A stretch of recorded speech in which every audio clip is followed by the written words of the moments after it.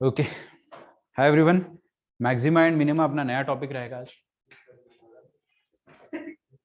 क्या हो गया? हाँ, आज स्पेशल डिमांड है भाई, जो भी वीडियो देख रहा है, अगर आप इस चैनल में नए हैं तो इसे सब्सक्राइब करना ना भूलिए और लाइक किए बिना मत जाइएगा। और क्या बोलते हैं क्या? हाँ, घंटी जरूर दबाइए, बजाइए। ठीक है, अब वो अमिताभ बच्चन की आवाज में नहीं बोल सकता तो भाई लेकिन अगर कोई नया है तो लाइक करें। ठीक है, लाइक नहीं कर रहे तो सब्सक्राइब तो कर ही दो यार। ठीक है, चलिए, लाइक शेयर सब्सक्राइब। सारे बच्चे एक ही चीज बोल रहे हैं कि सर लाइक शेयर सब्सक्राइब बोलिए। ठीक है, तो आज हमारे वीडियो का जो टारगेट होगा ये भी बहुत बड़ा स्कैम है कि आज 2 लाख लाइक्स आ जाने चाहिए। भाई पढ़ाई कर लो, ठीक है। हो गए तो फिर ये टॉपिक हाँ, आप टाइप करके कमेंट में टाइप करके बताइए कि अगला टॉपिक आपको कौन सा पढ़ना है। और इस वीडियो का बेस्ट पार्ट जो होगा यार बहुत मजाक करते हो तुम। ठीक है, मैक्सिमा मिनिमा लाइक करो ना करो, पढ़ाई जरूर कर लेना। ठीक है, लाइक भी कर देना। चलिए, तो मैक्सिमा और मिनिमा की हम लोग बात करते हैं। पहले तो मैं आपको ना देखो हिंदी में समझाऊंगा, फिर बहुत सारी बातें अंग्रेजी में लिखनी है आज, तो थोड़ा अपने को पेन घिसनी पड़ेगी आज, है ना। 5-6 पॉइंट है, अपन लिखेंगे बहुत सारी चीजें। फिर उसके बाद मैं आपको मैथमेटिकल टर्म समझाऊंगा कि कैसे अपन मैक्सिमा और मिनिमा ढूंढते हैं। सबसे पहले तो मैक्सिमा और मिनिमा का पॉइंट क्या होता है वो अपन समझते हैं। सबसे जो कॉमन मिसकंसेप्शन होता है दिमाग में वो ये होता है कि मैक्सिमा मतलब सबसे बड़ा वैल्यू, मिनिमा मतलब सबसे छोटा वैल्यू। ऐसा नहीं होता है। मैक्सिमा मतलब होता है कि कर्व का ऐसा हिस्सा जहां पर वैल्यू उसके नेबरहुड वाली वैल्यू से ज्यादा हो। जैसे कि अगर मैं कर्व का ये वाला हिस्सा बनाता हूं, ये पॉइंट ले लिया मैंने, x इज इक्वल टू ए। अच्छा, ए के पड़ोस में जो वैल्यू आ रही होगी लेफ्ट साइड में, और ए के जो राइट साइड वाले पड़ोस में वैल्यू आ रही होगी, अगर आप ध्यान से देखो ना, दोनों वैल्यू स्लाइटली छोटी होगी ए पर जो वैल्यू आ रही होगी उससे। ये डेफिनेशन होती मैक्सिमा की। क्या होती मैक्सिमा की डेफिनेशन? कि उसके जो नेबरहुड वैल्यूज हो वो छोटी होनी चाहिए उस पॉइंट पर जो वैल्यू आ रही है उससे। तो इसका मतलब ये हो जाएगा कि अगर मैं चोंच बनाता हूं तो चोंच में भी ये वाली डेफिनेशन तो सेटिस्फाई हो रही है। तो क्या चोंच को भी अपन पॉइंट ऑफ मैक्सिमा कहेंगे? बिल्कुल कहेंगे। डेफिनेशन क्या है कि functional value at that point should be greater than those of, हाँ बस इसके आगे इंग्लिश खत्म हो गई। ठीक है, तो उसके नेबरहुड वैल्यूज से ज्यादा होनी चाहिए, है ना। तो यही बात होती है मैक्सिमा की। इसका जस्ट उल्टा होता है मिनिमा। अच्छा, पहली बात तो ये हो गई। इसको अपन अंग्रेजी में लिखेंगे। फिर हम लोग ये समझेंगे कि किसी भी कर्व में मैक्सिमा या मिनिमा एक से ज्यादा भी हो सकते हैं। मैं आपको समझाऊंगा, पहले लिखवा देता हूँ। सॉरी, मैं आपको लिखवाऊंगा, पहले समझा देता हूँ, है ना। हो सकता है कि कर्व में बहुत सारे ऐसे मैक्सिमा मिनिमा बने। ये जो पॉइंट है जिसको अपन हिल टॉप जैसा देख रहे हैं वो पॉइंट ऑफ मैक्सिमा कहलाएगा। फिर तो ये भी पॉइंट ऑफ मैक्सिमा है, फिर तो ये भी पॉइंट ऑफ मैक्सिमा है। सुन के बड़ा अजीब लगता है कि इतने सारे मैक्सिमम वैल्यूज। एग्जैक्टली क्या होता है ना कि पॉइंट ऑफ मैक्सिमम मतलब वो पॉइंट जहां पे पड़ोसियों से वैल्यू ज्यादा हो। End of the story, that's it. Maxima का कहने का मतलब ये नहीं है कि वो कर्व का सबसे बड़ा वैल्यू होगा। ठीक है, बस वो पॉइंट ऑफ मैक्सिमा है, ये भी पॉइंट ऑफ मैक्सिमा है, ये भी पॉइंट ऑफ मैक्सिमा है। हाँ, इन तीनों में सबसे बड़ा जो वैल्यू आ रहा है वो यहाँ पे आ रहा है। ठीक है, तो इसको अपन ग्लोबल मैक्सिमा कहेंगे फ्यूचर में, और इन सबको हम लोकल मैक्सिमा कहेंगे। अच्छा, मिनिमा के लिए भी सेम स्टोरी, ये भी मिनिमा है क्योंकि इसकी वैल्यू उसके नेबरहुड वैल्यू से कम है। यहाँ पे भी पॉइंट ऑफ मिनिमा है, यहाँ भी पॉइंट ऑफ मिनिमा है, तो 3 पॉइंट ऑफ मिनिमा आ रहे हैं, है ना। इन तीनों में सबसे जो छोटा है वो अभी मेरे को ये दिख रहा है। ठीक है, हो सकता है कि मैं कर्व को ऐसा कर दूं कुछ, तो अभी ये पॉइंट ऑफ मिनिमा जरूर है बट ये मिनिमम वैल्यू नहीं है ना। इधर देखो, कहाँ ध्यान है भाई तुम्हारा? कहाँ खो गए तुम? ये एंडलेस लूप में चला गया ऐसा लग रहा था कि थॉट के अंदर थॉट के अंदर थॉट, इंसेप्शन। पढ़ते समय कई बार ऐसा होता है कि कुछ सोचने लग जाओ, फिर एकदम से बोर्ड में सब कुछ पूरी इक्वेशंस आ जाती थी, फिर तब हम वापस आते थे क्लास में। वहां तक अपन अभी गए नहीं है ना। तो देखो ये पॉइंट ऑफ मिनिमा जरूर है, ये भी पॉइंट ऑफ मिनिमा जरूर है, ये भी पॉइंट ऑफ मिनिमा जरूर है, बट ये पूरे ग्राफ की देखा जाए तो it is not the least value. Least value शायद इससे भी नीचे कहीं आ रही है ना। तो उस बारे में अपन बात करेंगे। तो पहला मिसकंसेप्शन अपन ने क्या हटाया कि मैक्सिमम मतलब सबसे बड़ा वैल्यू नहीं होता है। दूसरा, मिनिमम मतलब सबसे छोटा वैल्यू नहीं होता है। तीसरा, ये सारी बातें अपन लिखेंगे, फिर से तुम चले गए कहीं। नहीं, मैं देख रहा हूं। तीसरा कि जो ग्राफ का, जैसे कि ये पॉइंट ऑफ मैक्सिमा है, लेकिन ये वाला जो मैक्सिमा है वो इस वाले मिनिमा से भी छोटा है। सोचो, मिनिमा जो है वो मैक्सिमा से ऊपर आ सकता है। ये पॉइंट ऑफ मिनिमा जरूर है, बट इस वाले मैक्सिमा से, इस वाले लोकल मैक्सिमा से ऊपर आ रहा है। ये सारी बातें मैं आपको ओरली बता रहा हूं अभी कि point of minima can be greater than point of maxima. बिल्कुल ऐसा हो सकता है। तो अपन ने क्या सीखा अभी कि पॉइंट ऑफ मैक्सिमा मतलब नेबरहुड से बड़े होने चाहिए वैल्यूज। वो चोंच में भी हो सकता है ना। इसी ग्राफ को अगर मैं ऐसे आगे ले जा लेता, ऐसा कुछ यहाँ पे चोंच बना दिया, मैं बनाऊंगा, ये सब बनाऊंगा, ठीक है। तो ये सारे point of maxima maxima maxima maxima, ठीक है। ये minima minima minima minima, least की बात नहीं कर रहे अपन, मैक्सिमम की बात भी नहीं कर रहे अपन, ठीक है। अच्छा, तो डेफिनेशन वाइज अपने हमने जो चीज़ यहाँ पे समझी है वही चीज़ मिनिमा के लिए भी समझेंगे और उसको अपन वहाँ पे लिखेंगे, ठीक है। तो अपना 15 से 20 मिनट वेस्ट होगा सिर्फ डेफिनेशन लिखने में, और वो लिखना ज़रूरी है क्योंकि आप रिवीजन करने ज़रूर एक बार आओगे वापस।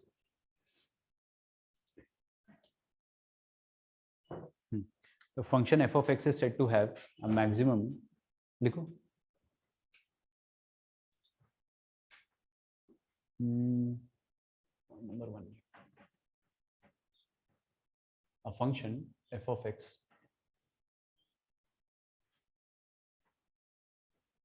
is said to have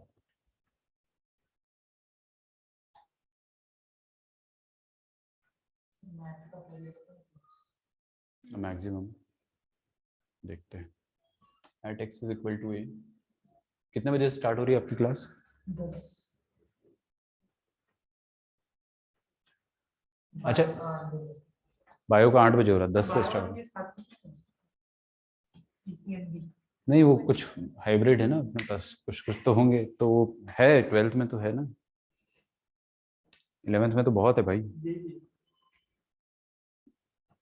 हाँ, तो एक का भी नुकसान नहीं होना चाहिए ना, वही आइडिया है।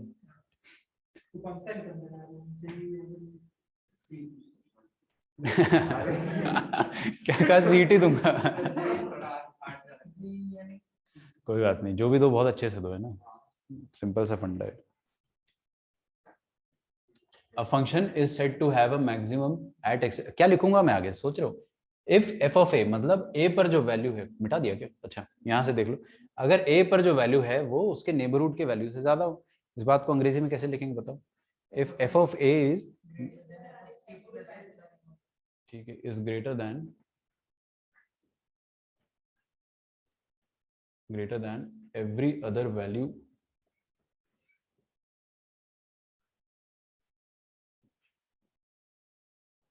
assumed by f of x in the immediate neighborhood।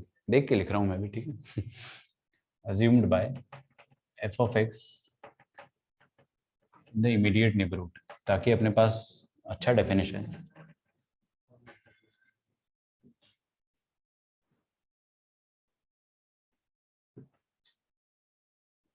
immediate neighborhood of x is equal to a।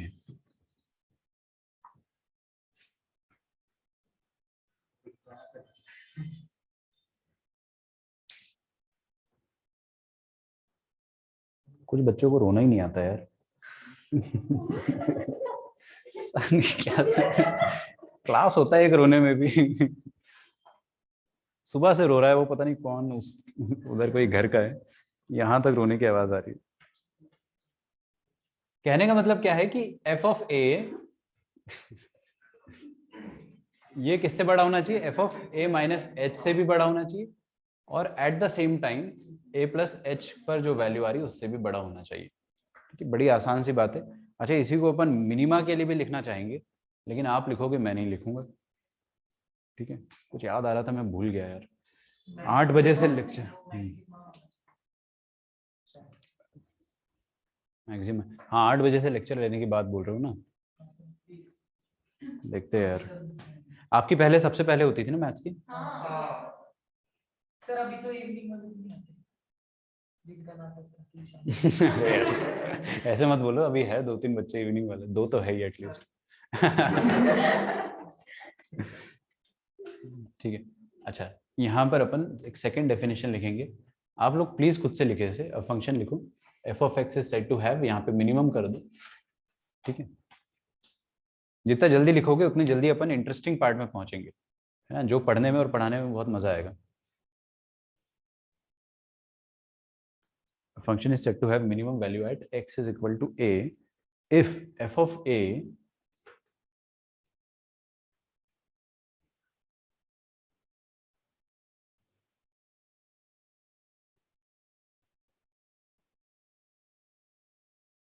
क्योंकि 4 बजे के बाद पुलिस वाले पकड़ते हैं, अबे ये क्या चल रहा है। क्या भाई तुम भांग वांग पी के आए हो क्या? ये तो मेरे को समझ में नहीं आया, पुलिस वाले। अच्छा, स्कूटी पे आते हो और तुम्हारा ड्राइविंग लाइसेंस नहीं है ऐसा? वाह।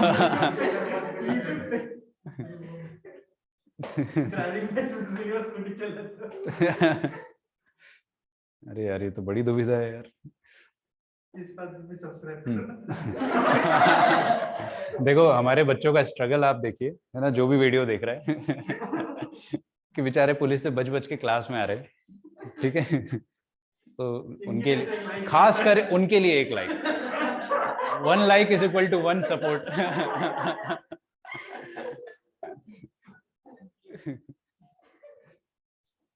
One subscribe is equal to 1 prayer.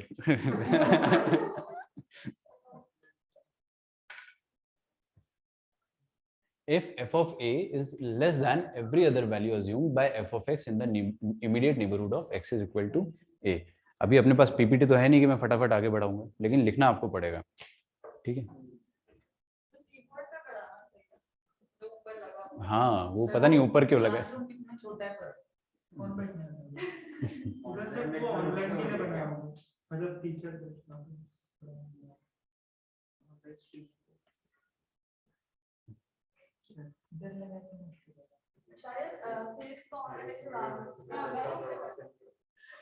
क्या वहां पे हो रहा है? होने वाला है, ऐसा बोल रही थी। फिजिक्स का हाँ ऑनलाइन टॉपिक करना क्यों, क्योंकि फिजिक्स से सीधे अरे तो वहां पे बैठेंगे कैसे?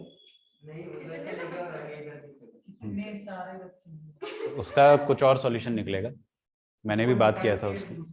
नहीं नहीं, उसको निकाल के शायद नहीं लगाएंगे। मेरा तो कहने का मतलब था कि यहाँ पे अपन प्रोजेक्टर लगा सकते हैं, this can act like a screen, या तो उसका भी जैसे था ना पुराने वाले सेंटर में, तो हर रूम में प्रोजेक्टर थे। प्रोजेक्टर ऐसे हैंडी भी होता है, वहां पे भी तो ऐसा लेके आते थे। नहीं नहीं नहीं, वो तो लगेगा, वो तो खैर उस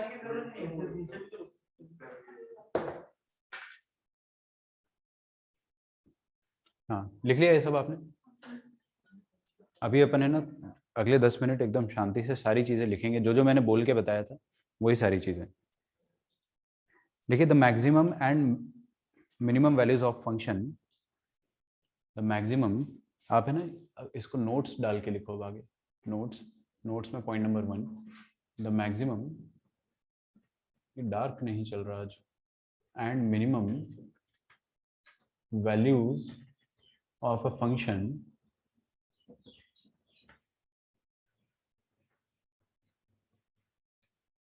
are also known as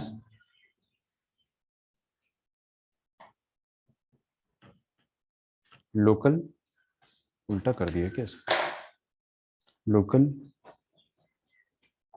नीचे लिख देते लोकल या फिर रिलेटिव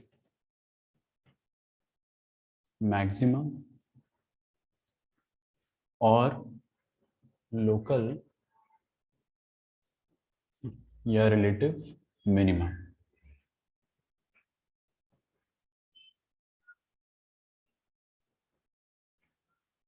ना अगली बात बहुत इंपॉर्टेंट है, these are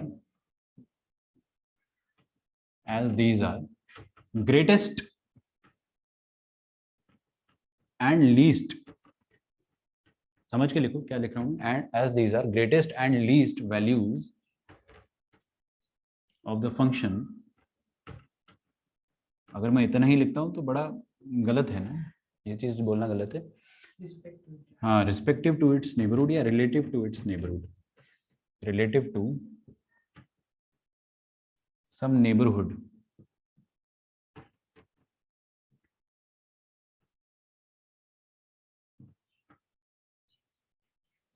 of the point in discussion.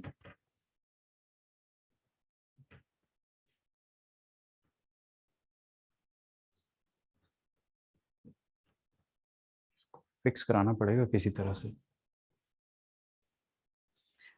अभी सुनो मेरी बात, क्या है ना कि वो जो पॉइंट ऑफ मैक्सिमा और मिनिमा है उसको लोकल या फिर रिलेटिव क्यों कह रहे हैं? क्योंकि वो अपने इलाके में ग्रेटेस्ट है, समझ रहे हो ना, उसके नेबरहुड में वो सबसे बड़ा है, भले ही पूरे ग्राफ में सबसे बड़ा हो ना हो, समझ रहे हो ना, अपने घर का शेर है वो। और मिनिमा क्या है, समझ रहे हो ना, समझ जाओ, बस अपने घर का कुछ कुछ है वो।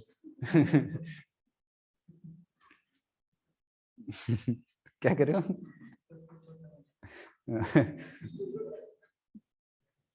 तुम लोग सबसे छोटे हो क्या सिबलिंग्स में, कि सबसे बड़े हो? कितने लोग हैं सबसे छोटे वाले, इंक्लूडिंग मी? बाकी तुम लोग सबसे बड़े हो? ओनली वन, सबसे बड़े। चलो ये भी ठीक है, इससे बोर नहीं होता है आप ओनली वन में? लड़ने को नहीं है कोई। मेरे एक फ्रेंड है ऐसा, वो तो मतलब इतना बोर होता है अभी तक, बचपन से लेके अब तक, अब हमारे साथ में ही है वो। मतलब पहले हम लोग कोई और सिटी में रहते थे, he was our neighbourhood, he was in our neighbourhood, फिर हम दूसरी सिटी में आए तो वो भी नेबरहुड में आ गए। सर आप आपके भाई के साथ करते बहुत, हो? अभी तो बिल्कुल भी नहीं, अभी तो बिल्कुल भी नहीं। किस बात पे नहीं भाई, एंटरटेनमेंट के लिए, क्या बात कर रहे हो? भाई से लड़ाई एंटरटेनमेंट के लिए होती है। तुमने WWE देखा है कि नहीं? तो ऑफिशियल मैचेस होते थे हमारे बीच में यार, बकायदा मैचेस होते थे। एक चैंपियनशिप हम लोगों ने खुद से बनाई थी, उसको छत में ऐसे टांग देते थे। लैडर मैच जो होता था ना, वो असल में हम लोग करते थे। तो एक बार बड़ा अच्छा बेड का प्लाईवुड हमने तोड़ा था। फिर एक बार, हाँ अच्छा मतलब डबल बेड था वो, तो उसको हमने एरिना बना रखा था ना, मतलब रिंग बना रखा था, तो उसमें वो कूदने वाला जो स्मैक होता था वो भी लगाते थे। और फिर कूद, अब अगर आप किसी ने अच्छे से देखा है WWE, तो जब कोई कूदता है तो नीचे वाला हट भी जाता है कई बार। ये उनकी अच्छी स्क्रिप्ट होती है। तो एक बार मैं हट गया था, तो बेड एकदम पूरा प्लाई लेके नीचे निकल गए। फिर एक बार तो गजब हुआ था कि फाइट हो रही थी, होते सीरियस हो गई। तो उन्होंने एक घुमा के दिया, तो पूरे नाक से मेरे खून बहने लगा। फिर उसको सॉरी सॉरी सॉरी, मम्मी को मत बताना। और 2 मिनट में मम्मी आ गए थे, कहीं वहां पे गए थे फंक्शन में, तो एकदम आ गए। तो फिर उसके बाद बहुत पिटाई हुई बड़े भाई की। मैं तो बच गया। बहुत हुआ है मतलब बचपन में, आज भी हम लोग डिस्कस करते हैं। क्या? एक साल। Improper planning. मतलब मेरे घर वाले ऐसे ही बोलते, मैं ऑन लाइव नहीं बोल सकता इसको, है ना, वो भी देखते कभी कभार लेक्चर।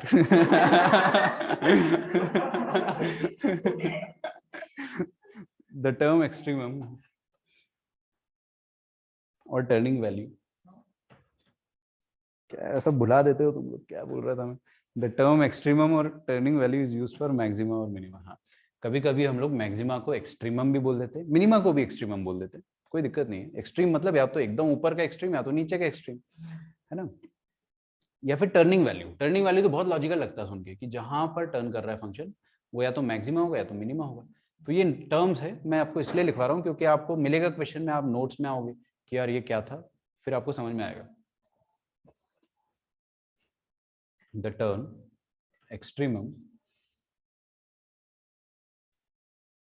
और turning value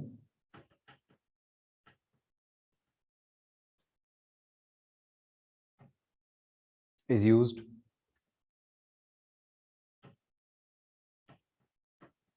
for maxima or minima।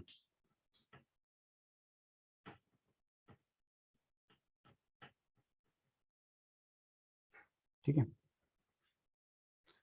अच्छा, अभी अपन ने क्या सीखा था कि मैक्सिमम वैल्यू जहां पर आ रही है वो ग्रेटेस्ट वैल्यू नहीं होगी, और जो मिनिमम वैल्यू आ रही है वो लीस्ट वैल्यू नहीं, उस बात को अपन अंग्रेजी में लिखेंगे क्योंकि बहुत जरूरी है।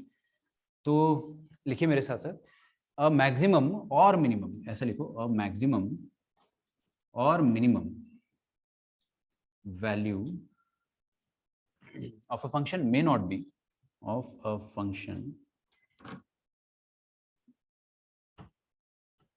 may not be the greatest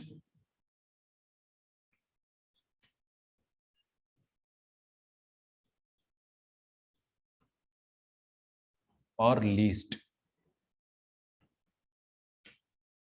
value in a finite interval. May not be the greatest or least value in a finite interval. In a finite interval. ये फाइनाइट इंटरवल वाली जो चीज है अपन धीरे से समझ जाएंगे इसको। फिर एक फंक्शन में बहुत सारे मैक्सिमम आ सकते हैं, बहुत सारे मिनिमम आ सकते हैं, उस बात को लिखना पड़ेगा। तो यार दिल पे पत्थर रख के एक और सेंटेंस लिखूं, a function may have several maximum and minimum values. A function may have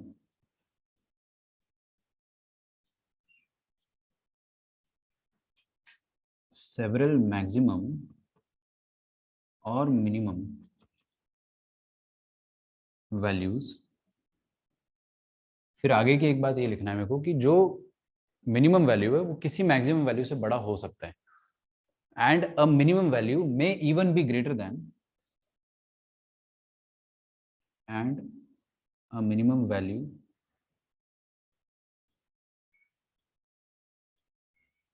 may even be greater than a maximum value.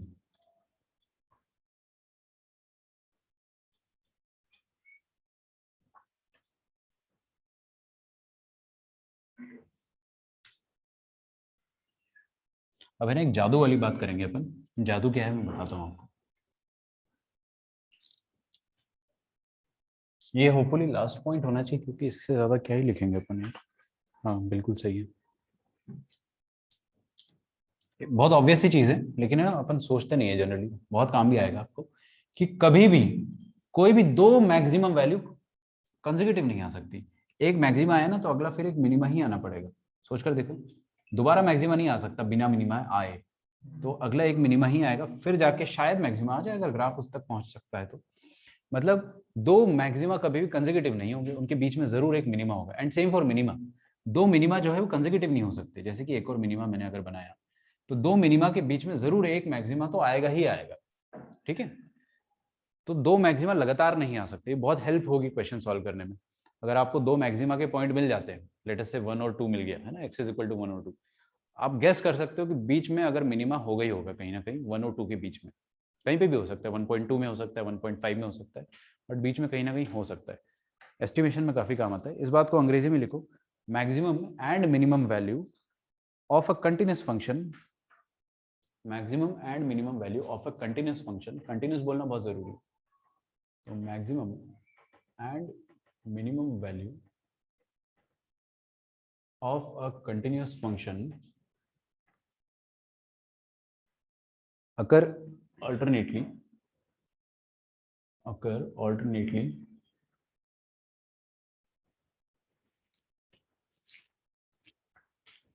समझ लो, मैक्सिमम मिनिमम ऑल्टरनेटली आते, and between two consecutive maximum values, between two consecutive maximum values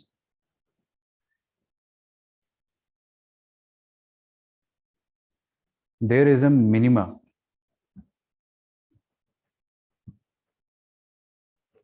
there is a minima and vice versa.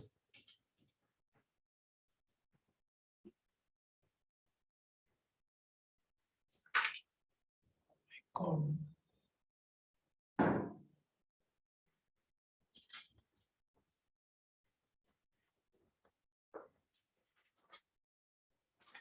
पीछे का देखने का तुझे सब तो लिखा है सामने यार।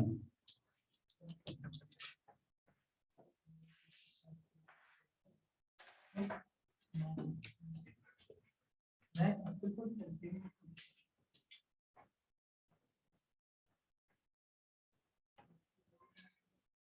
कुछ एक ग्राफ अपन रैंडमली बनाते हैं। सर ये एओडी का ही पार्ट है। यस, ये पूरा एओडी चल रहा है अभी अपना। एओडी के मैंने आपको स्टार्टिंग में बताया था 3-4 पार्ट होते हैं। Tangent normal, rate measure, monotonicity जिसको इंक्रीजिंग डिक्रीजिंग पे कहते हैं, और फिर ये लास्ट है मैक्सिमम मिनिमम। ठीक है,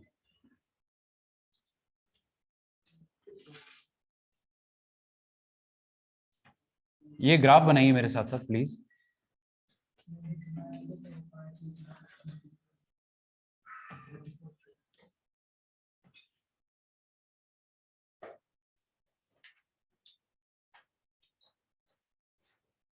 अब ये मैंने कुछ बनाया है, लेकिन मैं इसमें आपको जो समझाना चाह रहा हूँ वो ऑलरेडी मैं आपको सब कुछ समझा चुका हूँ।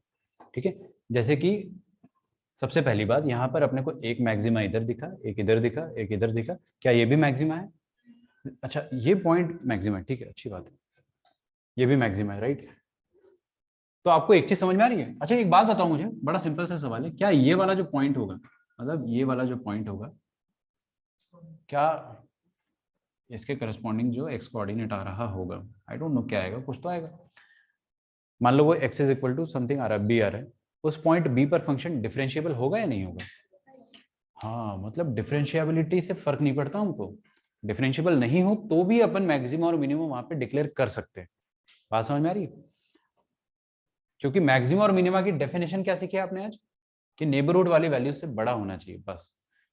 अच्छा, दूसरी बात क्या होता है जो अपन अब पहले से जानते हैं, जहां पर पॉइंट ऑफ मैक्सिमा आता है वहां पे स्लोप ऑफ टेंजेंट 0 होता है। पॉइंट ऑफ मिनिमा पे भी स्लोप ऑफ टेंजेंट 0 होता है। ठीक है, यहाँ भी 0, यहाँ भी 0, यहाँ भी 0, यहाँ भी 0। ओ माय गॉड, यहाँ पे क्या होगा? यहाँ पे तो टेंजेंट का स्लोप डिफाइंड नहीं होगा, क्योंकि यूनिक टेंजेंट नहीं है। तो अपन क्या बोलेंगे कि या तो dy बाई डी एक्स 0 होगा, या तो वहां पे चोंच होगी, बस। आप डेफिनेशन को समझ रहे हो? अगर आपसे कोई असर्शन रीजन में पूछ लेता है कि पॉइंट ऑफ मैक्सिमा में हमेशा dy बाई डी एक्स 0 होता है, तो that is not always true. हो सकता है वहां पे चोंच हो। चोंच में तो टेंजेंट यूनिक होता ही नहीं, दो टेंजेंट होते हैं वहां पे, तभी तो चोंच है। नहीं आएगी ना, आएगी नहीं, क्योंकि नॉट डिफरेंशिएबल है। कहने का मतलब यह है कि जहां पर पॉइंट ऑफ मैक्सिमा आता है वहां पे dy बाई डी एक्स 0 हो सकता है, नॉट ऑलवेज, है ना? ठीक है, तो फटाफट लिखते हैं इस चीज को अपन। फंक्शंस डिफरेंशिएबिलिटी छोड़ो, ये क्या है? लोकल मैक्सिमा, लोकल मैक्सिमा, ये सारे लोकल मैक्सिमा है। लिखिए मेरे साथ, लोकल मैक्सिमा। इसके बाद अपन काम की चीज देखेंगे, अभी तक भी काम की चीज थी, लेकिन ये बहुत आसान है और थ्योरेटिकल है। लोकल मैक्सिमा, ये सारे लोकल मिनिमा, यहाँ पे स्लोप ऑफ टेंजेंट देख रहे हो आप, यहाँ पर भी 0 हो रहा है। ठीक है, this is also local maximum. ठीक है, ये लोकल मिनिमा यहाँ लिख लीजिएगा। फिर मैं यहाँ पे बोल रहा हूँ आपको एक सिंपल सा पॉइंट कि functions differentiability does not matter. Functions differentiability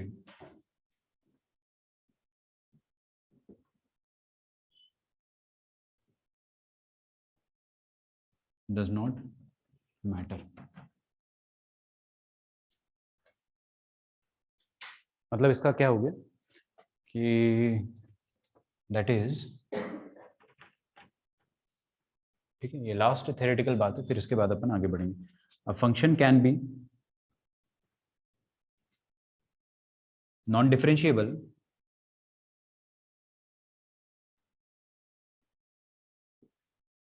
at some point, at some point, but still have, but still have a point of maxima or minima at that point, a point of maxima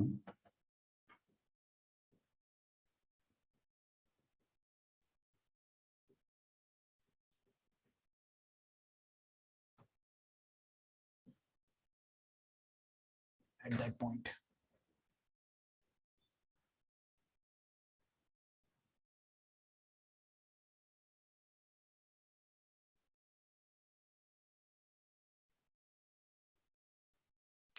ठीक है, ये पूरी theoretical बातें थी जो अपने को करनी थी।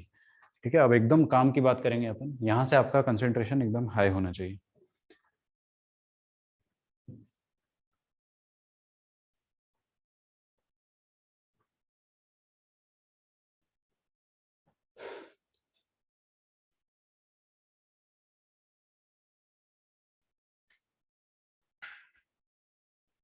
अच्छा, अब सुनिएगा मेरी बात, यहाँ पर dy बाई डी एक्स क्या हो रहा होगा, 0, यहाँ पे dy बाई डी एक्स क्या हो रहा होगा, 0, इधर भी 0, इधर भी 0। तो ऐसे पॉइंट जहां पर dy बाई डी एक्स 0 होता है उनको अपन क्या कहते हैं, stationary point. Point of maxima minima तो कह सकते, बिल्कुल कह सकते, लेकिन उनका एक और नाम होता है, क्या होता है, स्टेशनरी पॉइंट, क्योंकि वहां पर टेंजेंट का स्लोप जो होता है वो 0 हो जाता है ना। कहने का मतलब क्या होता है ना कि टेंजेंट ग्रो करना, या ग्रो का दूसरा क्या होता है ऑपोजिट, या तो टेंजेंट इंक्रीज करना और डिक्रीज करना बंद हो जाता है, वहां पे वो स्टेशनरी हो जाता है। ठीक है, डीके थोड़ा ज्यादा केमिस्ट्री वाले में हो गया। वो चैप्टर मेरे को कभी समझ में नहीं आया था, रेडियो एक्टिविटी।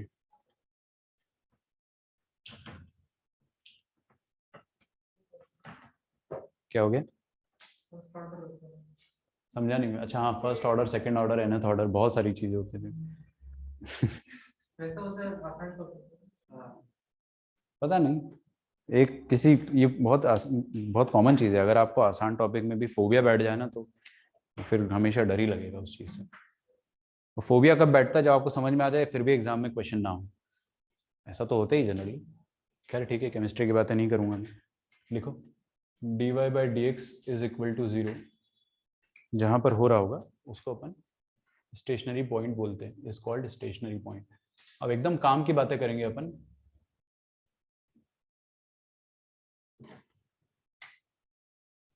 इसका मतलब क्या हो गया कि, अब मेरी बात ध्यान से सुना आप लोग, अगर इस चीज को सही तरीके से बताते हो, ट्रू और फॉल्स बोलूंगा मैं, स्टेटमेंट है, आप सुनोगे, मैं लिखूंगा नहीं।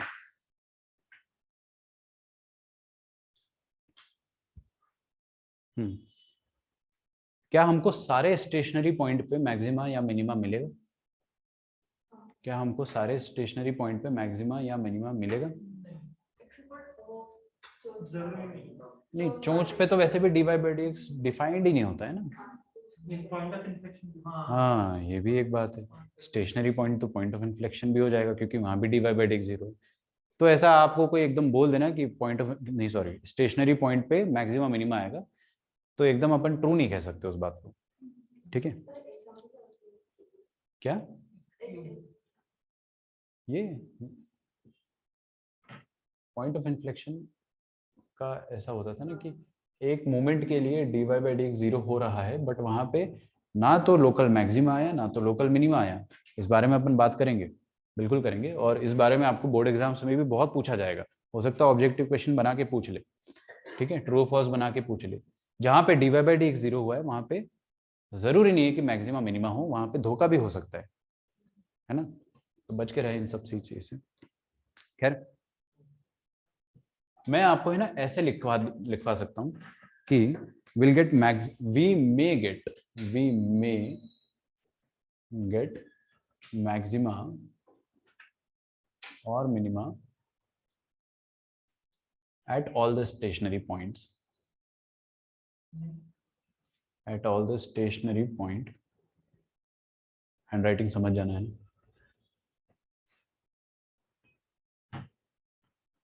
ठीक है।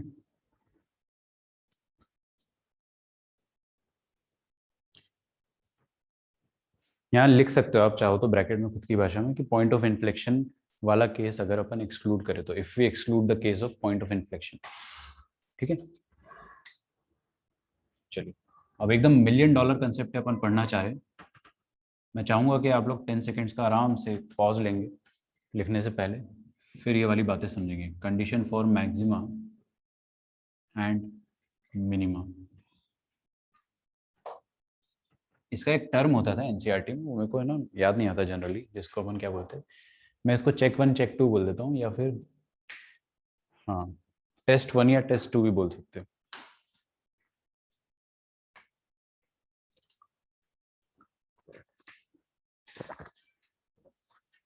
देखता हूँ मैंने लिखा होगा तो,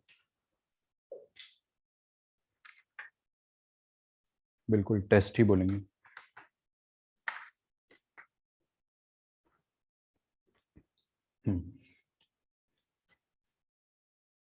देखिए यहाँ से बहुत ध्यान से सुनना आप है ना, क्योंकि अभी पूरी थ्योरी खत्म हो गई। Condition for maxima and minima, जिसको अपन टेस्ट 1 बोलते हैं, बहुत इंपॉर्टेंट है, बहुत काम आएगा आपको, बोर्ड एग्जाम में भी काम आएगा, जेई में भी काम आएगा। मैक्सिमा और मिनिमा कहाँ पर आता है। मैं ना सबसे पहले मैक्सिमा आपको समझाता हूँ।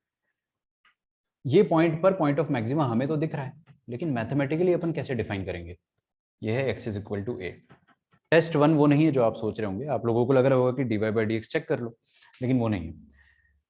हम लोगों को पता है कि यहाँ पर टेंजेंट का स्लोप 0 हो रहा है, लेकिन a से जस्ट पहले टेंजेंट का स्लोप क्या रहा होगा, क्या बता सकते हो। a से जस्ट पहले टेंजेंट का स्लोप डेफिनेटली पॉजिटिव रहा होगा, क्योंकि ऐसी लाइन बन रही है ना, इसको अपन सीधी लाइन बोलते हैं, और ये वाली लाइन को मैं तिरछी लाइन बोलता हूँ। तो टेंजेंट का स्लोप पहले पॉजिटिव है, पॉजिटिव से चेंज होकर नेगेटिव में जा रहा है, बीच में कहीं ना कहीं 0 हुआ होगा। कोई भी क्वांटिटी, कोई भी, जैसे टेंजेंट का स्लोप है, पॉजिटिव से अगर नेगेटिव जा रहा है तो 0 को क्रॉस करके ही जा रहा होगा। तो पहले वो पॉजिटिव होता है, उस पॉइंट पर वो 0 होता है, और उस पॉइंट के आगे वो नेगेटिव होता है। तो इसका मतलब क्या होता है कि पहले जो dy बाई डी एक्स होता है वो पॉजिटिव होता है, फिर dy बाई डी एक्स 0 हो जाता है, और फिर dy by D x negative होता है। बहुत ज्यादा इंपॉर्टेंट है। dy बाई डी एक्स 0 तो हो रहा है, लेकिन पहले पॉजिटिव था, बाद में नेगेटिव था। तो अगर उसका साइन ऐसे चेंज होता है ना, प्लस से माइनस, बीच में 0 तो आएगा आएगा, पॉजिटिव से नेगेटिव चेंज होता है अगर dy बाई डी एक्स का साइन, तो डेफिनेटली वो पॉइंट ऑफ मैक्सिमा रहा होगा। ठीक है, कहने की बात यह है कि ए पॉइंट पर dy बाई डी एक्स 0 है। अगर आपको कोई आके बोल देता है कि पॉइंट ए है, वहां पर dy बाई डी एक्स क्या है, 0 है, तो आप दावे के साथ कह सकते हो कि वहां पे मैक्सिमा होगा या मिनिमा होगा। कोई आके बोल रहा है कि भाई वहां पे 0 है, तो आपको पता है हाँ फ्लैट टेंजेंट आ गया होगा। बट कैसे कंफर्म करें, हम लोग क्या करेंगे कि dy by D x find करेंगे। फाइंड करते आते हैं, एफ डैश निकाल लिया, फिर a माइनस एच डालेंगे, है ना, कुछ वैल्यू आएगी, मान लो वैल्यू 5 आ गई, पॉजिटिव 5, वो ज्यादा बड़ी आ गई वैल्यू, जो भी हो कुछ वैल्यू पॉजिटिव आ गई है ना। फिर हमने उस पॉइंट पे तो निकाल ही चुके हैं, 0 आया ही था। उसके जस्ट बाद a प्लस एच पे निकाला और वो वैल्यू नेगेटिव आ गई। तो मतलब आपका स्लोप जो है वो आप इमेजिन करो पॉजिटिव से नेगेटिव जा रहा है, पॉजिटिव से नेगेटिव जा रहा है, मतलब पॉइंट ऑफ मैक्सिमा है। इसको रटना नहीं है, कुछ लोग याद कर लेते, प्लस से माइनस मैक्सिमा, माइनस से प्लस मिनिमा। खुद से हाल के हाल इमेजिन करो ना, पॉजिटिव से नेगेटिव, मतलब हाँ मैक्सिमा रहा हो, 2 सेकंड लगता है सोचने में। इसका जस्ट उल्टा, इसका जस्ट उल्टा, अगर आपको कोई बोलता है कि एक पॉइंट है मेरे पास जहां पर स्लोप टेंजेंट का 0 हो रहा है, तो आप कैसे बताएंगे वहां पे मिनिमा है। आप क्या करो कि उसके जस्ट पहले टेंजेंट का स्लोप निकालो, जस्ट पहले तो नेगेटिव रहा होगा, और जस्ट बाद में टेंजेंट का स्लोप जो रहा होगा, सीधी लाइन बन गई ना, पॉजिटिव रहा होगा। तो मतलब अगर टेंजेंट का स्लोप नेगेटिव से पॉजिटिव में चेंज होता है, बीच में 0 तो हो ही रहा है, नेगेटिव से पॉजिटिव में चेंज होता है, तो इसका मतलब क्या रहा होगा, वहां पे पॉइंट ऑफ मिनिमा रहा होगा। ठीक है, तो इसको आप लिखो एक बार। ये वाला डायग्राम बनाने से पहले, डायग्राम की जगह छोड़ो, राइट में एक जगह जो बची है वहां पर लिखो टेस्ट 1।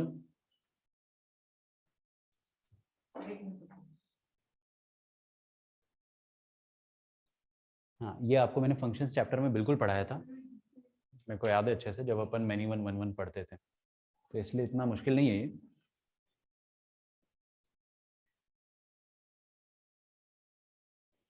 चार बजे का टाइम एकदम पोस्ट लंच वाला बहुत खतरनाक हो जाता है, मानता हूँ मैं इस बात को तो एक ये वाला टाइम होता है, और एक और खतरनाक टाइम क्या होता था हमारे समय, जो रात में होता था, 8 to 9:30। हमारी क्लास तो रात में भी कई बार चली है, तो 8 to 9:30 is also very dangerous, क्योंकि उस समय भूख भी लगती है और क्लास से निकलने का बहुत मन करता है ना, सोने का भी बहुत मन करता है। ये 2 खतरनाक टाइम है। अर्ली मॉर्निंग सबसे बेस्ट होता है, देखते हो जाएगी, मेरे को तो कोई दिक्कत नहीं है अर्ली मॉर्निंग में नींद आती है। सर हमारा कितने बजे रख सकते हैं? पहले जैसा हो सकता है अगर चाहे तो, लेकिन फिर रख दे क्या, इवनिंग वाले बच्चों को दिक्कत, आ जाओगे। सर ये टाइम पे दिमाग में लोड नहीं आता। नहीं समझ रहा हूँ मैं वो, नहीं पता वो। पुलिस वाले ऑन फायर, अरे यार ये वाले टाइम में भी बच्चे रोने लग जाते हैं वहां पे, सुबह सुबह बच्चे सोते रहते हैं, वो बहुत सही टाइम रहता है। बस वो 2-3 डिस्टर्बेंस आते हैं, वो गादी वाले अंकल आते हैं फिर वो एक नारद मुनि आ गए थे एक दिन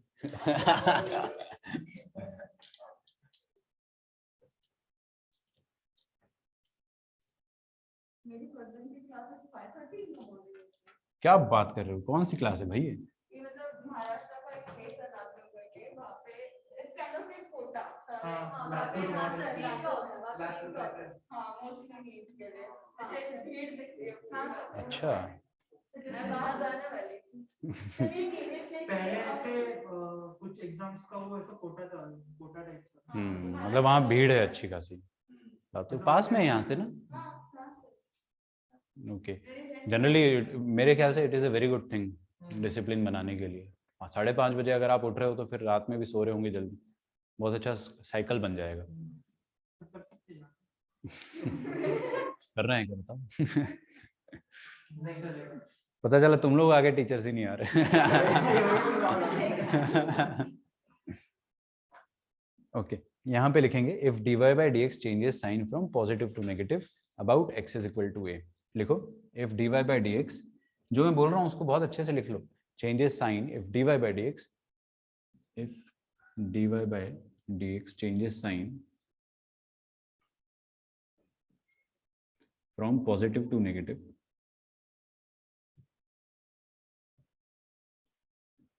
about point x is equal to a, then it is point of maxima।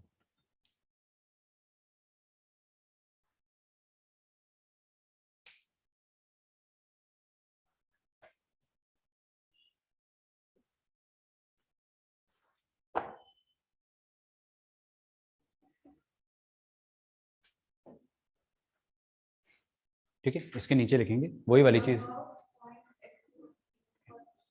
then x is equal to a is point of maxima, then x is equal to a is point of maxima।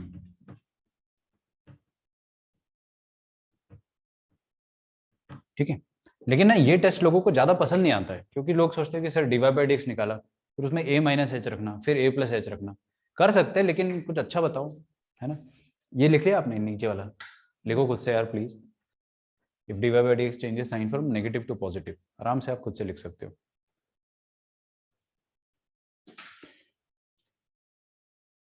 इसको हम लोग कहते हैं test 1।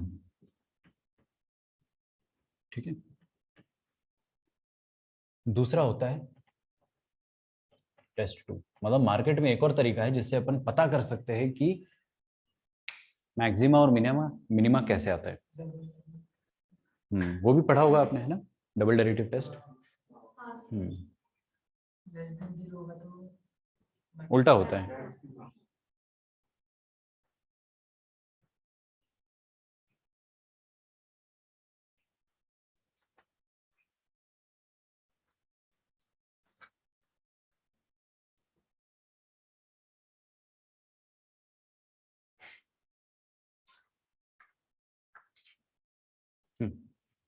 तो लिखो use of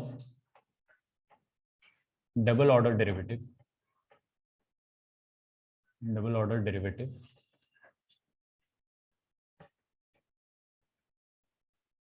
in determining maxima और minima, in determining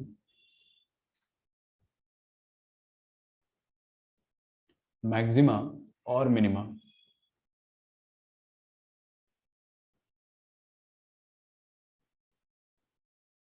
ठीक है।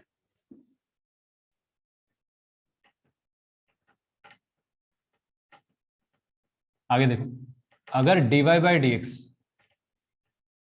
कोई पॉइंट a पर 0 हो जाता है ना, तो हमको क्या शक हुआ कि यहाँ पे मैक्सिमा हो सकता है, यहाँ पे मिनिमा भी हो सकता है। ठीक है, अगर किसी पॉइंट पे dy by dx 0 हो गया तो वहां पे मैक्सिमा भी हो सकता है और मिनिमा भी हो सकता है।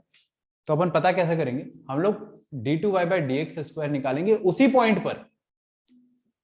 मतलब आप डबल डेरिवेटिव निकाल दो, उसमें x is equal to a डाल दो, और अगर वो वैल्यू नेगेटिव आ जाती है तो इट इंप्लाइज कि ये जो पॉइंट a है वहां पे मैक्सिमा रहा होगा। तो ये इंप्लाई करता है maxima at x is equal to a। ठीक है, ये चीज आप लोगों ने फिजिक्स में भी पढ़ रखी होगी। उल्टा चलता है ना, मतलब उल्टा मतलब जनरली अपने को लेस देन 0 आता है तो मैक्सिमा है, और यही वाली बात कि अगर हमने dy by dx निकाला और वो dy by dx 0 आ गया तो अपने को कंफ्यूजन कि यार मैक्सिमा है या मिनिमा है, कैसे पता करें। तो हम लोग डबल डेरिवेटिव निकालते हैं, d2y by dx स्क्वायर। ठीक है, वही point x is equal to a पर, और अगर वो पॉजिटिव आ जाता है तो हम लोग क्या बोलेंगे कि उस पॉइंट पे मिनिमा है, minima at x is equal to a। सबसे बड़ी दुविधा क्या होती है मैं आपको बताऊं, थर्ड, कि अगर dy/dx हम लोगों ने निकाला x is equal to a point पे, वो 0 आ गया, और ये डबल डेरिवेटिव भी ना 0 आ गया। इसने अपने को धोखा दे दिया। बिल्कुल नहीं, मैं आप सही बोल रहे हो सकता है बट नॉट नेसेसरली। ये वाली बात ध्यान से सुनो कि अगर फर्स्ट ऑर्डर डेरिवेटिव 0 आया, सेकेंड ऑर्डर डेरिवेटिव पे गए वो भी 0 आ गया, तो इसका मतलब टेस्ट फेल हो जाता है। टेस्ट फेल हो जाता है, इसका मतलब लिखो हिंदी में कुछ, मैं ही नहीं लिख पाऊंगा हिंदी, अच्छा कैसे लिखते हैं ऐसे लिखते हैं ना, कुछ भी नहीं कह सकते, कह सकते हैं।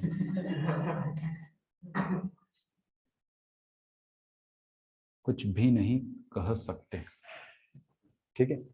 ये मैं जानबूझ के हर बार हर साल हिंदी में लिखवाता हूँ ताकि बच्चों को याद रहे, है ना, मुंह उठा के कुछ भी ना बोल दे कि वहां पे मैक्सिमा होगा, मिनिमा होगा, या इन्फ्लेक्शन होगा, या फिर चोंच होगा। आम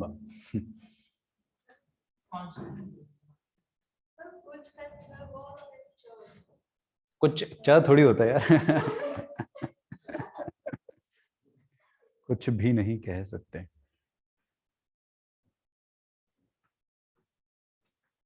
ठीक है। अब है ना अद्वैत का जो डाउट आया है कि भाई डबल डेरिवेटिव तो 0 आ गया, तो वहां पे तो इन्फ्लेक्शन होना चाहिए। मैं आपको है ना इसके एग्जांपल्स दूंगा। पहली बात तो अभी आप कुछ नहीं कह सकते, तो कुछ मतलब अपने को तो आंसर तो चाहिए ना भाई, कैसे तो पता करेंगे, तो कैसे पता करें, क्या तरीका होगा।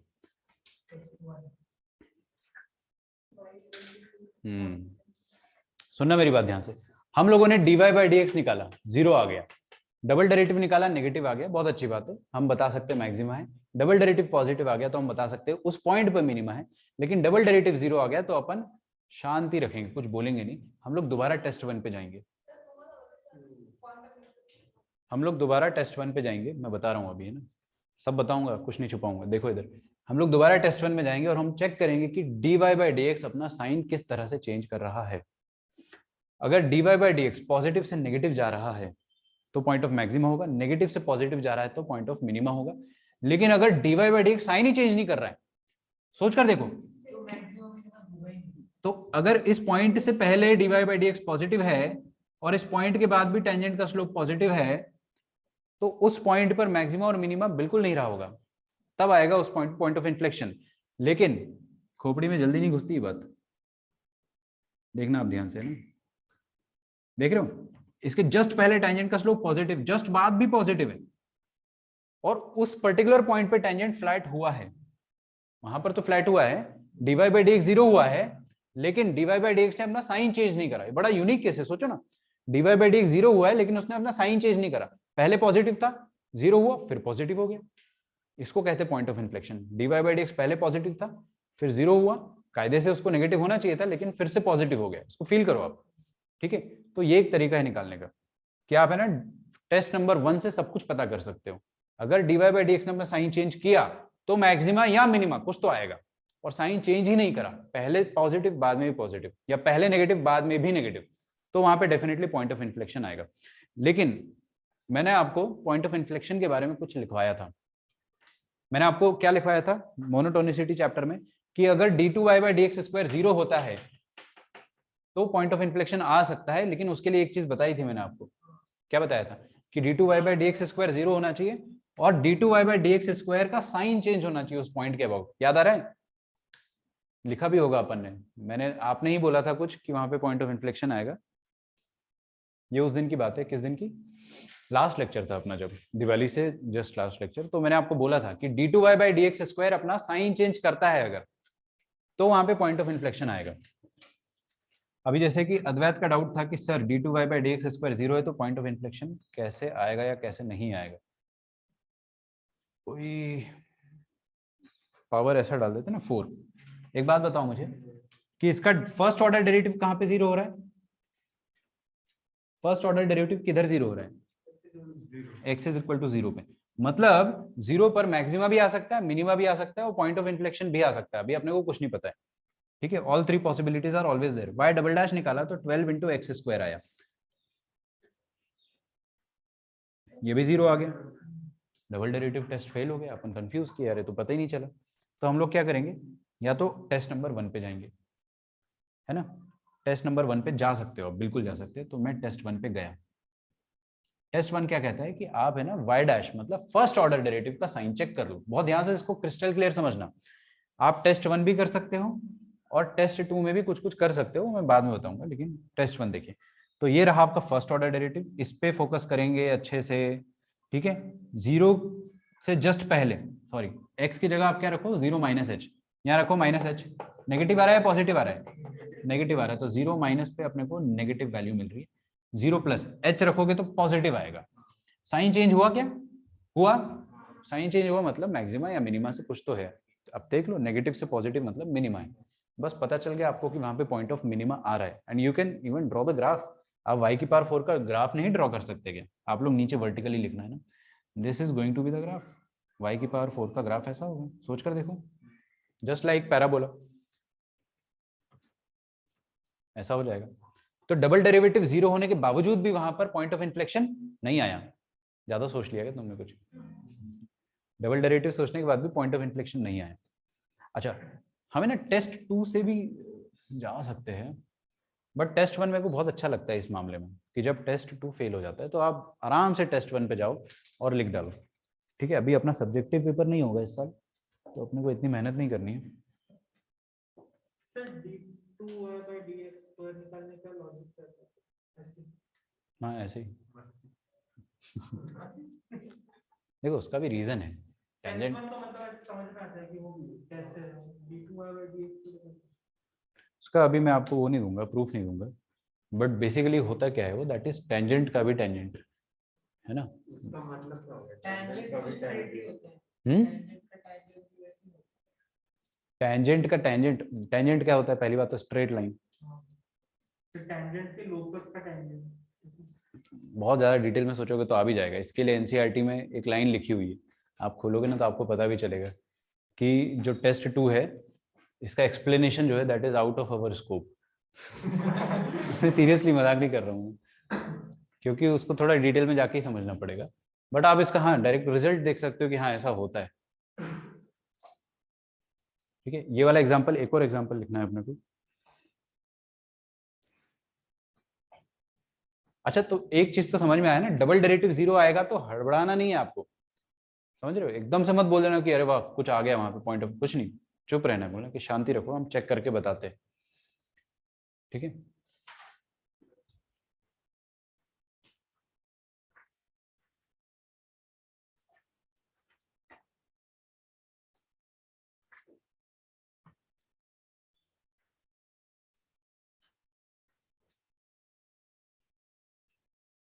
कुछ भी नहीं कह सकते।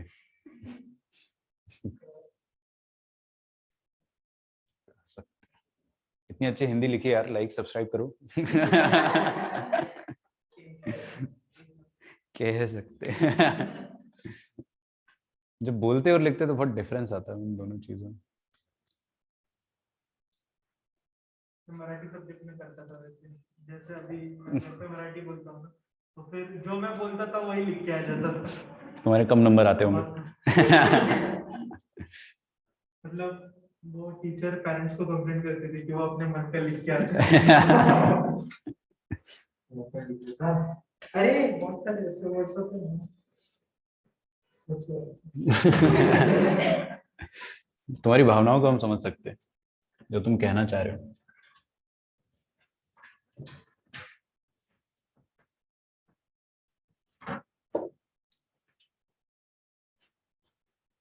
देखो, जो टेस्ट 2 है वो बहुत कम बार फेल होता है, लेकिन अगर टेस्ट 2 फेल हो गया तो अपने को शांति से टेस्ट 1 पे जाना है।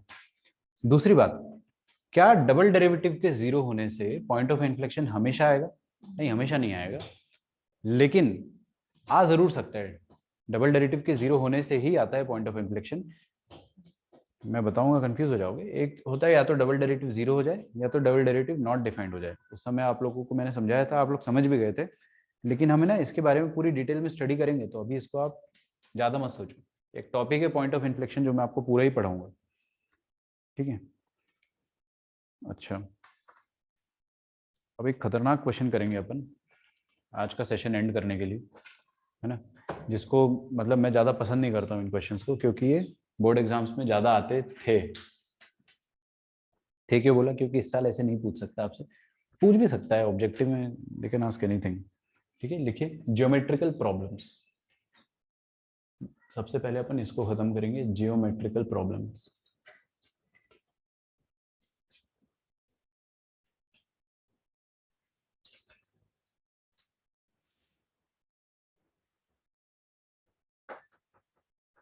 तो सबसे पहला सवाल एकदम बोर्ड लेवल का है। For a given slant height,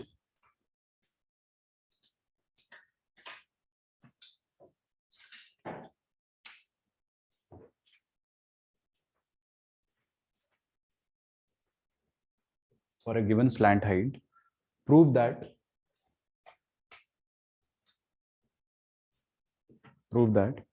volume of a conical tent, volume, इसमें आपको एक ट्रिक बताऊंगा मैं बहुत शानदार, time saving trick.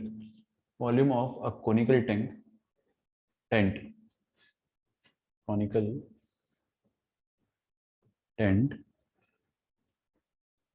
is maximum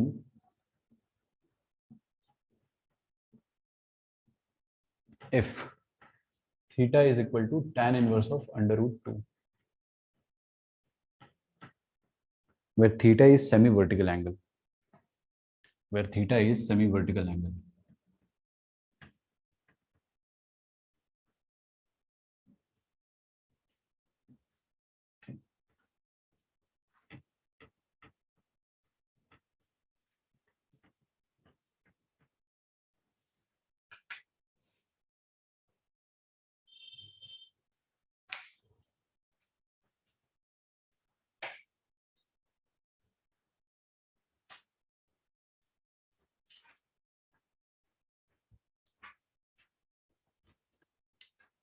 क्या बोला है यहाँ पे? Volume of a conical tent. अच्छा, पहली बात तो क्या आपको कोन का वॉल्यूम याद है क्या होता था? 1/3 पाई आर स्क्वायर एच। ऐसे ही मैं आउट ऑफ क्यूरियोसिटी पूछ रहा हूँ, कोन का कर्व्ड सरफेस एरिया याद है आप लोगों को? पाई आर एल। और टोटल सरफेस एरिया डिपेंड करता है नीचे खाली है या बंद है। खुला है तो फिर जो सी एस है वही टी एस ए हो जाएगा। ये सारी बातें याद होनी चाहिए जो अपन ने 7वीं 8वीं 9वीं 10वीं में पता नहीं कितने बार पढ़ा है। 8वीं से पढ़ना स्टार्ट करते हैं वो सब, है ना? टोटल सरफेस एरिया अगर नीचे से खाली हो तो फिर दो बार पकड़ेंगे ना, पायर नहीं, अरे नहीं, नीचे से खाली होगा और मैं आउटर और इनर वो बात नहीं कर रहा, सिर्फ आउटर ही बात कर रहा है। अगर बोल दिया उसने आउटर और इनर दोनों में पेंट करना है, ऐसे क्वेश्चन आते थे ना बहुत किया ऐसे क्वेश्चन, बहुत इरिटेटिंग कैलकुलेशन होता है। हाँ तो अच्छा, आपको और देखता हूँ कितना याद है। स्फेयर का वॉल्यूम याद है आप लोगों को? 4/3 पाई आर क्यूब। हेमीस्फीयर का वॉल्यूम हाफ हो जाएगा, 2/3 पाई आर क्यूब। अच्छा, स्फेयर का कर्व्ड सरफेस एरिया, कर्व्ड ही होगा, 4 पाई आर स्क्वायर, वही टोटल सरफेस एरिया हो जाएगा क्योंकि उसका पूरा सरफेस ही कर्व्ड होता है। हेमीस्फीयर का टोटल सरफेस एरिया क्या हो जाएगा? Plus pi are square, total बोला मैंने, है ना, नीचे वाला पाई आर, तो 3 पाई आर स्क्वायर हो जाएगा। ठीक है, और कुछ है ऐसा? कस्टम नहीं पूछेगा वो अरे खतरनाक डेंजर चीज थी वो इस सर तो हट गया है वो सिलेबस से 10th क्लास में। और क्या होता है? दो ही सिलेंडर होता है, सिलेंडर इज इजी। सिलेंडर का सबसे पहले आप मेरे को कर्व्ड सरफेस एरिया बताएंगे। 2 पाई आर एच, है ना, और वॉल्यूम होता है पाई आर स्क्वायर एच, और उसी का 1/3 करते हैं तो कोन। सब याद है आप लोगों को? तो याद है तो आपके एनसीईआरटी के क्वेश्चंस हो जाएंगे। For a given slant height, पूरा कोन एकदम 3D में बनाने की जरूरत नहीं है, आप उसका क्रॉस सेक्शनल व्यू बनाइए, फ्रंट व्यू, फ्रंट से वो एकदम ट्रायंगुलर दिखेगा। ठीक है, और इसका सेमी वर्टिकल एंगल क्या होगा कि अगर आप यहाँ से एक वर्टिकल लाइन बनाते हैं तो दिस एंगल जो आपको यहाँ पर विजिबल है, इसको अपन सेमी वर्टिकल एंगल कहेंगे, थीटा। ठीक है, for a given slant height. अच्छा, इसकी स्लैंट हाइट अपने को गिवन है। For a given slant height prove that volume of A conical tent is maximum. अब सुनो मेरी बात, क्या मैक्सिमाइज करना है आपको? वॉल्यूम। तो बेसिकली अपने को क्या लिखना पड़ेगा? वॉल्यूम का कोई एक्सप्रेशन लिखना पड़ेगा और इस एक्सप्रेशन का डिफरेंशिएशन करके उसको 0 के बराबर प्रूव करना पड़ेगा। प्रूव क्या? इक्वेट करना पड़ेगा। समझ रहे हो? अच्छा, पहली बात तो वॉल्यूम ऑफ अ कोन होता क्या है? मैं ना कोन का वॉल्यूम लिख देता हूँ, क्या होता है 1/3 इंटू पाई, ये तो कांस्टेंट है, into radius square into height, into लिखने में बड़ा घटिया दिख रहा है, pi are square H, 1/3 pi are square H. Slant height अपने को गिवन है, इधर भी एल होगा। हाँ अपने को आर नहीं गिवन है, हमको एच नहीं गिवन है, बट स्लाइंट हाइट फिक्स्ड है। और थीटा जो है वो हमको गिवन नहीं है, अपने को प्रूव करना है कि जब थीटा का वैल्यू ये होगा तभी वॉल्यूम जो होगा वो मैक्सिमम होगा। तो एक काम करते हैं ना, ये एंगल तो 90 डिग्री होगा ही होगा क्योंकि राइट सर्कुलर कोन है। अच्छा तो ये वाला ट्राइंगल, इसका नाम मैं कुछ बोल देता हूँ ABC, इस पे मैं ट्रिग्नोमेट्री लगा के ये रेडियस का वैल्यू निकाल सकता हूँ और ये हाइट का वैल्यू भी निकाल सकता हूँ। ठीक है, तो देखो यहाँ पे चुपके से मैं ट्रिग्नोमेट्री लगा रहा हूँ, तो क्या करूँ मैं कि रेडियस आ जाए, एल पता है मेरे को, तो मेरे को हाइपोटेनस यूज करना, ध्यान से नहीं सुन रहे आप लोग, I know the hypotenuse, I have to use the hypotenuse. मैं क्या करूंगा, साइन थीटा या कॉस थीटा यूज करूंगा। साइन थीटा क्या कहता है, साइड ऑपोजिट मतलब आर, अपॉन हाइपोटेनस मतलब एल। कॉस थीटा क्या कहता है, साइड एडजेसेंट मतलब एच अपॉन एल। ये ठीक, बहुत बढ़िया। अब आपको आर का वैल्यू पता चल गया, वहां से आर का वैल्यू इधर लिख लेना प्लीज। आर का वैल्यू हो जाएगा एल साइन थीटा। ठीक है, आप कंपोनेंट वाइज भी निकाल सकते थे, ये एल कॉस थीटा हो जाएगा और ये एल साइन थीटा हो जाएगा, तो वैसे भी आप कर सकते थे। और एच का वैल्यू कितना हो जाएगा, L cos theta. Just put it here. तो हम क्या करेंगे, 1/3 into pi into radius square, what is radius, L sine theta, और रेडियस स्क्वायर ऐसा हो जाएगा, इंटू हाइट कितनी हो जाएगी, L cos theta.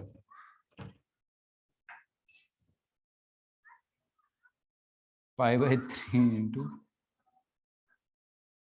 L cube into sine square theta into cos theta. अच्छा एक बात बताओ मुझे, ये वॉल्यूम है ना, इसमें क्या क्या कांस्टेंट है और क्या क्या वेरिएबल है आपको पता करना है। π/3 कांस्टेंट है, एल कांस्टेंट है क्या, हाँ क्योंकि स्लैंट हाइट फिक्स्ड है, स्लैंट हाइट इज गिवन, वो फिक्स है। क्या थीटा कांस्टेंट है, नहीं, जैसे जैसे थीटा चेंज होगा वैसे वैसे वॉल्यूम चेंज होगा for a given slant height. ये तो फिक्स्ड है, ये वाली लंबाई जो है फिक्स है, बस आप कोन को थोड़ा थोड़ा अगर वाइडन करते हो तो वॉल्यूम बढ़ सकता है, कम करते हो तो वॉल्यूम घट सकता है। नहीं करा है, नहीं करा है, थीटा फिक्स नहीं करा है। आपको बोला है कि, आपको बोला कि प्रूव करके बताओ कि इस थीटा पर आपको मैक्सिमम वॉल्यूम मिलेगा, है ना। अपन थीटा चेंज करते जाएंगे तो वॉल्यूम भी चेंज होगा, ये वाले थीटा पर आपको सबसे बड़ा वॉल्यूम मिलेगा। तो अपन क्या करेंगे, अच्छा देखो, volume is a function of theta, अपन वी ऑफ थीटा लिखेंगे। ये बहुत अच्छी हैबिट है जो आपको बनानी है कि वॉल्यूम अगर थीटा का फंक्शन आया तो आप उसको वी ऑफ थीटा लिखो। अब आप उसको किसके रिस्पेक्ट में डिफरेंशिएट करोगे, थीटा के रिस्पेक्ट में।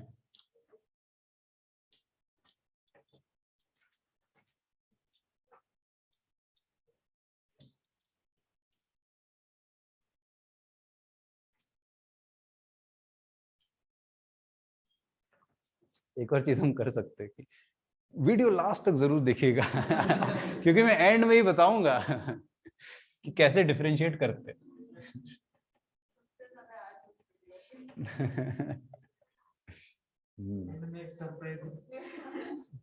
और सरप्राइज कुछ नहीं होता, हाँ एंड में आप लोगों के लिए एक सरप्राइज है। सरप्राइज रिवील करने वाले।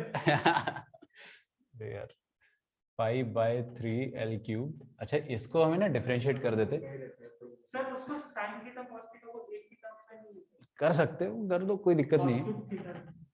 मैं चाह रहा हूँ कि उसको, हाँ चाहे तो 1 माइनस जो करना है करो, first function into differentiation of second function, कुछ फर्क नहीं पड़ता है, उतनी देर में डिफरेंशिएट हो जाएगा, into second function, sorry plus second function into differentiation of first function, तो 2 sin थीटा cos थीटा, ये आ गया। अच्छा ये डी थीटा है, इसको अपन 0 पुट कर देते हैं। अच्छा एक बात बताओ, चलो बाद में बताना, pi L cube by 3 sine square, अच्छा कुछ कॉमन आ रहा है, साइन थीटा कॉमन आ रहा है ना, तो यहाँ पे बचेगा माइनस साइन स्क्वायर थीटा, और वहां से साइन थीटा कॉमन आ गया, तो will be left with 2 cos square theta, this is equal to 0।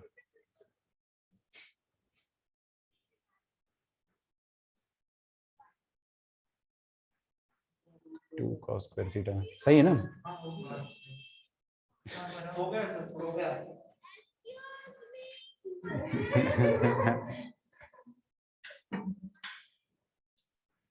डरा के भगाऊं क्या उनको? मस्ती दे बोली बेटा मस्ती दे।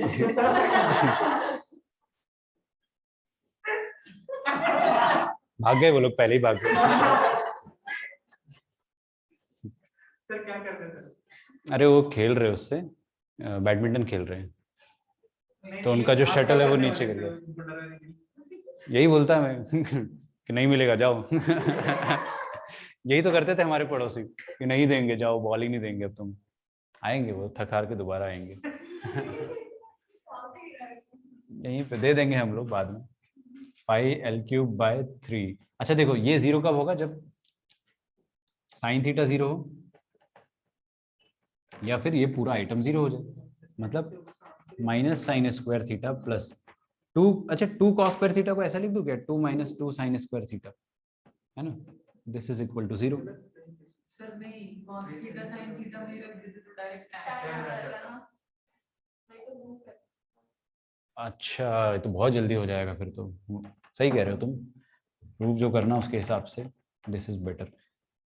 Minus this is equal to minus this, समझ आ रहा है ना? दिस इज इक्वल टू 0 करा तो 2 कॉस स्क्वायर थीटा उधर जाएगा, माइनस माइनस उधर आ जाएगा, तो हो जाएगा tan square theta is equal to 2। तो tan theta is equal to √2 plus minus √2 भी लिख सकते हो आप, बट माइनस वाला साइन तो वैसे भी रिजेक्ट हो जाएगा। सुनो अभी यहाँ इस वाले पे मैंने ज्यादा भाव क्यों नहीं दिया? यहाँ से आपका आंसर क्या आएगा कि theta is equal to 0 degree या फिर 180 डिग्री या फिर, समझ गए ना आगे, 360 डिग्री। तो कहने का मतलब ये है कि ये जो सेमी वर्टिकल एंगल है यार, ये वैसे भी 180 डिग्री तो हो नहीं सकता ना। कौन रहेगा ही नहीं, सोच कर देखो। कौन फट जाएगा। ठीक है, तो कॉमन सेंस वाली बात है। तो थीटा का वैल्यू, अच्छा थीटा का वैल्यू 0 डिग्री, हाँ ये हो सकता है, ये सोचो। फिर वो स्ट्रेट लाइन है। हाँ तो फिर वो कोण का मिनिमम वॉल्यूम होगा, ये कॉमन सेंस कह रहा है अपना। आपको उसके लिए कोई डबल डेरिवेटिव निकालने की जरूरत नहीं है। जब थीटा 0 होगा तो कोण जो हो जाएगा ना, बंद हो जाएगा एकदम ऐसे। ठीक है, तो यहाँ पर आपको मिनिमम वॉल्यूम मिलेगा। अगर हम बोर्ड एग्जाम दे रहे होते तो आपको डबल डेरिवेटिव भी निकाल के बताना पड़ता है कि इस पे मिनिमा आएगा, इस पे मैक्सिमा आएगा। किस्मत बड़ी अच्छी है अपनी कि ये चैप्टर ऑब्जेक्टिव में आ रहा है। ठीक है, तो आपको निकालने की जरूरत नहीं है। दूसरी बात, तो वो तो सेमी वर्टिकल है, वो वर्टिकल भी नहीं है, सेमी वर्टिकल है 180। इट इज प्रैक्टिक ज्योमेट्रिकली इम्पॉसिबल कि कोन के अंदर ऐसा हो जाए। ठीक है, वो छाता बन जाएगा उल्टा वाला। तो ये वाला आपका आंसर आ जाएगा। इसमें भी आपको एक डाउट जरूर आना चाहिए कि सर यहाँ पे मॉड आना चाहिए क्योंकि स्क्वायर रूट लेंगे, प्लस माइनस आना चाहिए। बिल्कुल, tan theta is equal two plus √2 जो होगा that will be acute angle. Plus √2 मतलब पॉजिटिव, एक्यूट होगा वो। थर्ड क्वाड्रेंट वाला भी आ सकता है, बट अपना समझदारी होनी चाहिए अपने अंदर कि ये वाला थीटा एक्यूट ही लेना है आपको। तो एक्यूट मतलब आप प्लस साइन लोगे, नेगेटिव मतलब फिर वो सेकंड क्वाड्रेंट या फिर फोर्थ क्वाड्रेंट का एंगल होगा, दैट इज इम्पॉसिबल। तो इतना दिमाग अपने को जरूर लगाना है। तो थीटा कितना आ जाएगा? tan inverse of √2। मतलब वाकई में tan इनवर्स ऑफ √2 पर आपको मैक्सिमम वॉल्यूम मिल रहा है। इसको आप डबल डेरिवेटिव से प्रूव करना चाहो तो कर सकते हो, बट कभी मत करना। अभी तो आपका एमसीक्यू होने वाला है ना। लेकिन अगर आपको डिस्क्रिप्टिव देना तो करना, अदरवाइज आपकी बैच में तो कोई कभी करना ही मत डबल डेरिवेटिव। डायरेक्टली यहाँ पर खुद से आपको समझ में आ जाएगा कि इसमें आपको 0 वॉल्यूम मिलेगा। स्टेट बोर्ड का डिस्क्रिप्टिव करो। अच्छा तो आप लोग कर देना। ठीक है, तो एक बार और डिफ्रेंशिएट करना है इसको। डिफ्रेंशिएट करने के बाद 0 जो डबल डेरिवेटिव आएगा उस पे डबल डेरिवेटिव पे आप थीटा का वैल्यू 0 रखिएगा, फिर थीटा का वैल्यू tan इनवर्स ऑफ √2 रखिएगा, और देखो किस पे मिनिमम आ रहा है किस पे मैक्सिमम आ रहा है।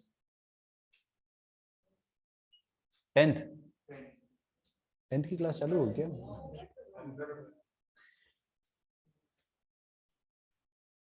अच्छा एग्जाम है ना उनका, प्री बोर्ड। ठीक है, एक लाइन लिख लो लास्ट कि in geometrical questions you won't have to check double derivative ever. हमेशा आप कॉमन सेंस ही पता कर लोगे।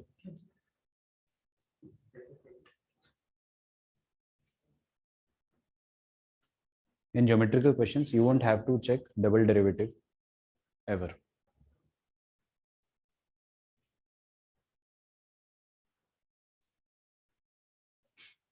ठीक है, तो कल अपना एक लेक्चर पूरा ज्योमेट्रिकल क्वेश्चंस पे डेडिकेटेड रहेगा, है ना। हाँ, फिर हम पढ़ेंगे पॉइंट ऑफ इन्फ्लेक्शन और अपना चैप्टर खत्म ही हो जाएगा फिर क्यूबिक्स एंड ऑल। तो मेरे को लगता है 2 लेक्चर में हो जाएगा, 3 लेक्चर, वो डिपेंड करता है कितना फास्ट अपन पढ़ते हैं। तो आज 9/11 है ना, 10/11, 11/11, 12/11, 13 तक हो जाना चाहिए विद डिस्कशन, 15 तक देखते हैं। ठीक है, तो आज के लेक्चर में इतना ही। कमेंट करके बताइए कि कौन सा पार्ट आपको सबसे अच्छा लगा। और हमारे पास कोई ऑफर नहीं है, डिस्क्रिप्शन पे आपको कुछ नहीं मिलेगा। कोई कूपन कोड नहीं है। हाँ, लेक्चर्स मिल जाएंगे, अगर आप आउटसाइडर है तो आपको फ्री में मिल जाएंगे। ठीक है, किसी को कुछ बोलना? अरे यार ठीक है, नहीं नहीं ऐसा कुछ नहीं है भाई। चलो, कोई किसी को कुछ बोलना हो तो बोल दो, मैं तो बंद कर रहा हूँ। चलो बाय एवरीवन, थैंक यू।